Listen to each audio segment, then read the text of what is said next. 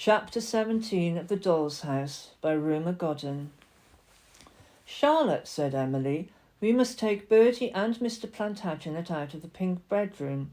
We need it for Marchpane." "But," began Charlotte, "you gave it to them." "Well, where is she to go? Would you put her in the attic?" "No, but where are they to go?" "Marchpane will need that big bed all to herself," said Emily. "They must go in with Totty and Apple." "There isn't room." "Then they must go in the attic." "There isn't even a bed, Emily." "There is a cotton reel box," said Emily. "They must sleep in that.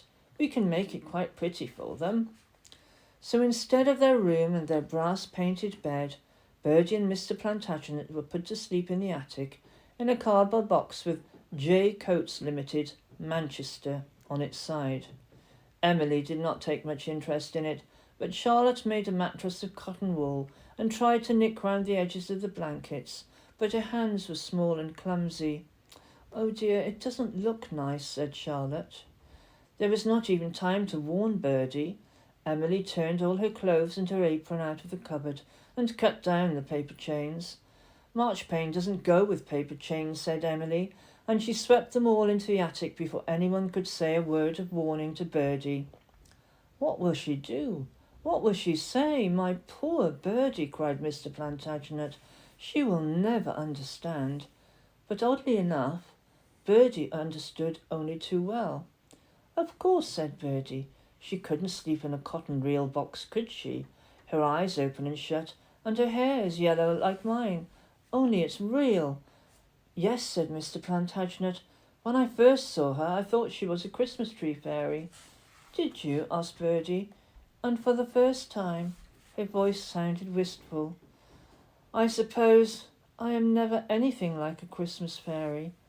There was a silence, and then Bertie said in her own brisk, light voice, "After all, I came from a cracker box.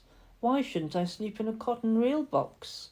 The words cracker box and cotton reel box began to knock one another gently in her head. "I came from a cotton reel box. Why shouldn't I sleep in a cracker box? Cotton box, cracker reel box." "You are getting muddled," said Mr. Plantagenet. "And remember, Bertie, don't go into her room." Bertie could not remember. She was always being found in Marchpane's room, still thinking it was hers. "Don't you like my pink carpet?" she would ask Marchpane. "My pink carpet," said Marchpane. "No, mine," said Bertie. "Certainly. Emily and Charlotte gave it to me." "It wasn't theirs to give." "Isn't everything theirs?" asked Bertie in astonishment. "Faugh! Get out of my room." "My room," cried poor Bertie. "My room, my carpet, my bed. Get back to your cotton reel box." "She is cruel," said Mr. Plantagenet, trembling. "She is cruel. I hate her." "Don't waste time hating," said Totty. "You must wish. I wish. We must wish." But the wishing showed no sign of changing anything, or perhaps Marchpane was wishing harder. Emily was now doing everything for Marchpane, nothing for the Plantagenets, though Charlotte tried to prevent this. "Charlotte is on our side," said Totty. "Yes, but Emily isn't, and Emily is the one who does things, far more than Charlotte. Emily has the ideas. She thinks of things and does them while Charlotte is far behind. If you go ahead like that, sometimes you must go wrong. Think if you were ahead, walking on a road by yourself, and there were not any signposts," said Totty.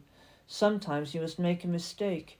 It is easy for the one to come behind and say, 'This was wrong, that was wrong.'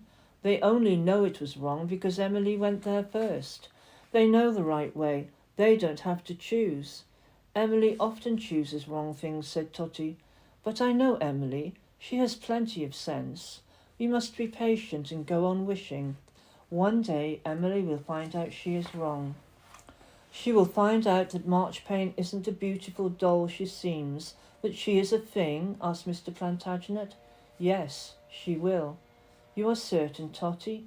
"Certain," said Totty, in her most wooden voice.